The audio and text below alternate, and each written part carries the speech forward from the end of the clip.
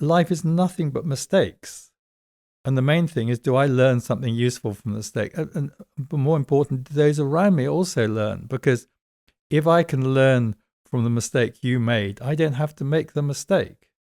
I sometimes conduct funerals, and everyone wants to say about how wonderful the person was. And I say, I'm trying to help the family make a really meaningful funeral.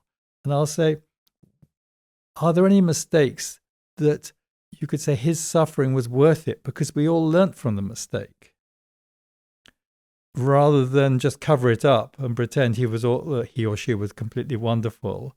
And you could say his mistakes, his suffering, her suffering was in vain because we haven't actually learnt from it. Thank you. Yeah, that's really insightful. I think there were two things that I got, perhaps three actually. And the first was, if we know we're going to be punished, and we all know that punishment hurts, then we're going to do everything we can to avoid being punished. So yeah, if things hurt us, it is a natural human reaction to avoid things that hurt us. And the second thing was the fear of shame, feeling shame or being publicly humiliated.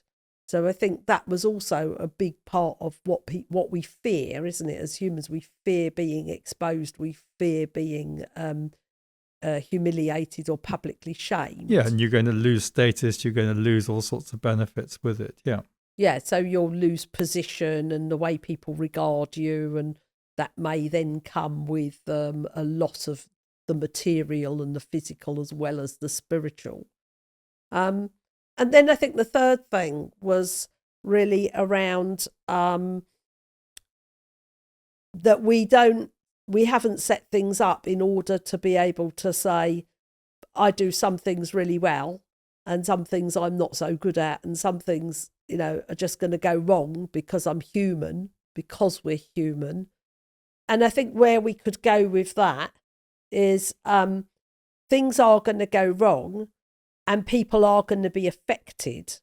And rather than focusing on the person that got it wrong and how they're affected, of course, we can look at, where people have lied and cheated and covered up and all of that.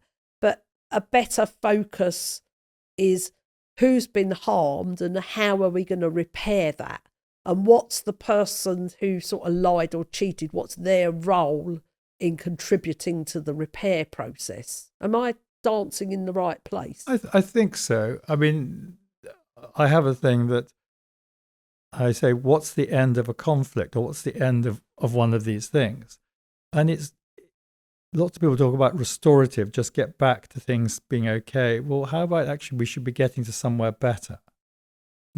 So that's really fundamental. I mean, people talk about restorative justice, I'd say, or retributive justice, but we need generative justice.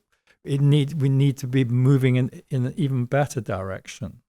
So regenerative justice, yeah, because there's regenerative farming, isn't there? There's all sorts of regenerative is kind of something that we're thinking about at the moment, and regenerative justice is a great way to think about it. Well, so that we move to something better. I might even say generative justice. We're moving to a better standard than we had before. Oh, generative justice, yeah. I mean, I've always liked to think of it as healing justice, that at the end of the day, things go wrong and our immediate thought should be, how are we going to heal from this? Yeah. It's interesting, healing, making whole. And I suppose it's also perhaps even improving our idea of wholeness. I mean, one of the things go wrong because you could say of the law of unintended consequences. Things are more systemically complex than we normally factor in. So you can have wonderful intentions, and yet, despite that, things go wrong. And then you can then be sort of, the focus gets on what's gone wrong, rather than, okay, some of it was going in a good direction, some of it wasn't. And we now need to say, okay, how do we move on in the better direction? Yeah, so the question is, we accept that things are going to go wrong, and instead of going, oh my God, how am I going to cover this up? I'm going to, it's going to be terrible and I'm going to be vilified or lose my job or, whatever it is.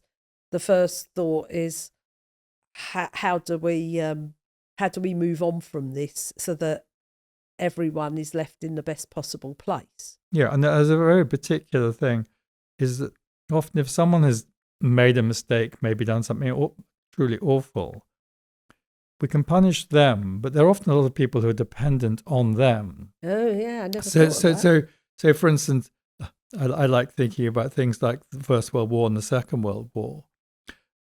If you think of the people of the country have very little choice as to whether you go to war or not. It's your leadership. It's the top people who decide. And then if you're fighting, well, you're going to do your best, fight clean, fight dirty, whatever you do.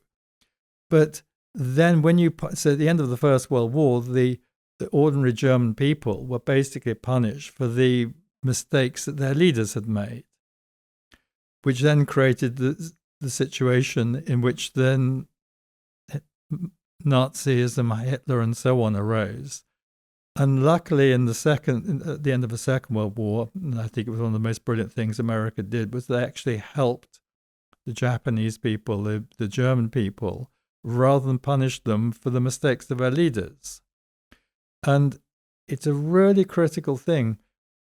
When one side loses, you mustn't punish the dependents of the losers. Yeah, that's because that's not justice. You're actually punishing a whole bunch of innocent people, but they aren't necessarily. They didn't necessarily have. If you punish the parents and then the children suffer, well, the children didn't choose their parents. Well, that depends on you can have all sorts of interesting philosophical discussions about that. But yeah, don't punish the people who are innocent because other people they're associated with did something wrong.